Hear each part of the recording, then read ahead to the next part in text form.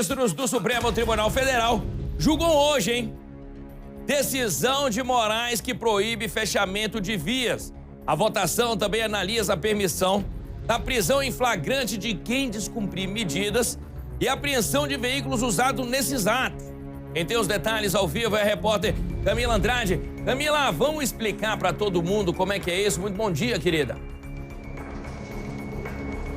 Ótimo dia, Fred, para você e para Nicole. Gostei da energia, viu? Vamos explicar, mas vamos começar então do começo, né? Todo mundo se lembra das cenas que foram registradas aqui em Brasília no último domingo, com a invasão, então, ao prédio dos três poderes. Desde então, uma série de medidas judiciais foram tomadas, claro, o Supremo Tribunal, ele foi acionado, foi provocado para isso pela Advocacia Geral da União e o relator, o ministro Alexandre de Moraes, então, definiu, por exemplo, o afastamento do governador aqui do Distrito Federal, Ibanez Rocha, por 90 dias, também a prisão do ex-ministro da Justiça de Bolsonaro e ex-secretário de Segurança Pública do DF, então, de Ibanez Rocha, o Anderson Torres, além também da prisão do ex-comandante da Polícia Militar, o Fábio Vieira. E aí todas essas medidas, que foram medidas aí, que foram isoladas de um único ministro, elas foram referendadas ontem pelo plenário também nessa decisão, nesse julgamento que é virtual, ou seja, os ministros eles não fazem aquela discussão, apresentam ali oralmente os seus argumentos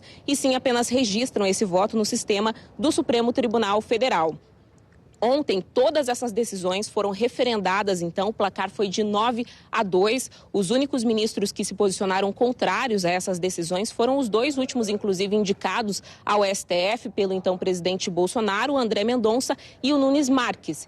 E aí, Fred, acontece que depois de a gente ter esse registro, então, do domingo aqui, de manifestações que foram criminosas, com invasão, então, ao prédio dos três poderes, a Advocacia Geral da União conseguiu monitorar nas redes sociais, em especial num aplicativo, o Telegram, que é muito conhecido, que estava sendo agendada para essa quarta-feira, ou seja, para ontem, manifestações bastante grandes, não só aqui na capital federal, em Brasília, mas nas principais capitais pelo país. Essa manifestação era intitulada pela retomada do poder e, por isso, então, o Supremo Tribunal Federal foi mais uma vez acionado e o relator, o ministro Alexandre de Moraes, tomou novas medidas, essas que você acabou de citar. Então, proibiu que sejam feitas manifestações com fechamento de vias públicas, rodovias, por exemplo, como a gente viu logo depois do resultado do segundo turno das eleições, e ele também definiu que as pessoas que desobedecessem, então bloqueassem vias públicas ou então invadissem prédios públicos sem a autorização, elas poderiam ser presas em flagrante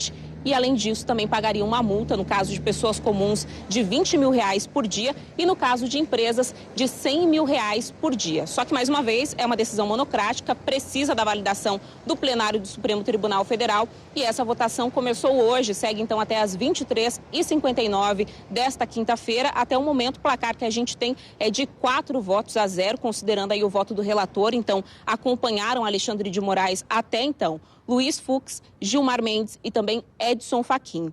E só para a gente também complementar toda essa informação, é claro que a gente vai seguir acompanhando esse julgamento e saber se vai continuar ou não essa proibição. A gente vai aproveitar e vai mostrar como é que está a situação aqui na Esplanada dos Ministérios, porque ontem, justamente por conta desse aviso da Advocacia Geral da União, dessa decisão tomada por Alexandre de Moraes, o interventor que foi definido no decreto de domingo de Lula, justamente para passar toda essa questão da segurança pública aqui do Distrito Federal para o governo federal, o Ricardo Capelli, ele definiu junto com outros órgãos, forças de segurança, também o Ministério de Relações Exteriores, uma grande operação e a gente inclusive mostrou ao vivo no Balanço Geral que nesse ponto aqui, um pouquinho depois da Biblioteca Pública onde nós estamos nesse momento, a Esplanada dos Ministérios fosse fechada. Então já a partir da rodoviária do Plano Piloto, carros comuns não tinham acesso aqui ao eixo monumental. Além disso, também houve um reforço muito grande de policiamento por aqui. A gente também mostrou ao vivo que esse ponto onde nós estamos exatamente se transformou praticamente num QG, com cavalaria, também carros do choque da Polícia Militar, bombeiros.